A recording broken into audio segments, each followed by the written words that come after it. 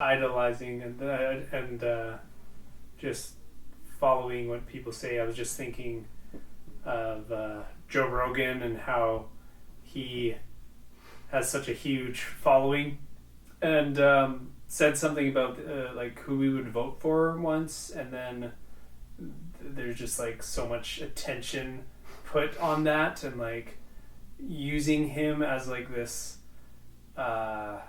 basically saying like people would follow this, or and even there was this Robert Downey Jr. interview. It was this just little clip when he was talking to Howard Stern, and this is kind of like, it's marketing and stuff, it's just so much of that. And when he was saying something to Howard Stern, and he's like, I don't agree with your opinion, but usually I do, and like I watch the show.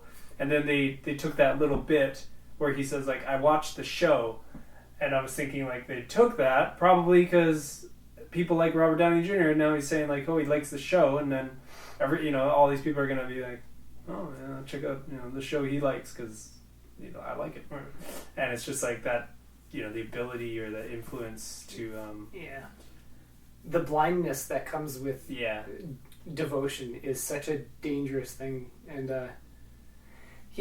like you can see it all the time too, which is really, it's not like scary or disappointing or anything. It's just like every time I've seen it where it's like this person is doing something, but they're not doing it great. They must be on like a bad day or something.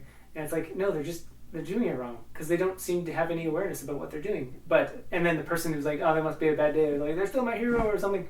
And then it's like, that person has no awareness because they can't even see what's going on. And then it's like, wow, it just turns into this giant like pool of dormant, useless, wasted potential and energy because nobody has any awareness about them.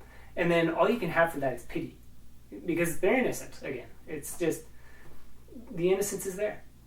Again, you can't hate them for it. You can't be sad for them for it or anything. Yeah. It's just like, this is this is how they are, and it's just they fell into the trap. You can't.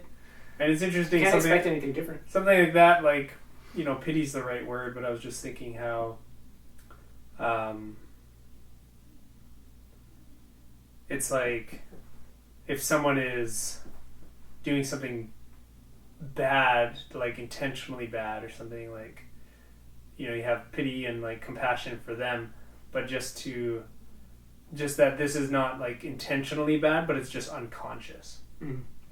It's the ignorance and innocence again. Just if you have no awareness and you see somebody do something, and like it's somebody that you already have an idea in front of you about whether you like them or you don't like them, like your whole perception of reality is warped, and then you've lost yourself, and misery is abound.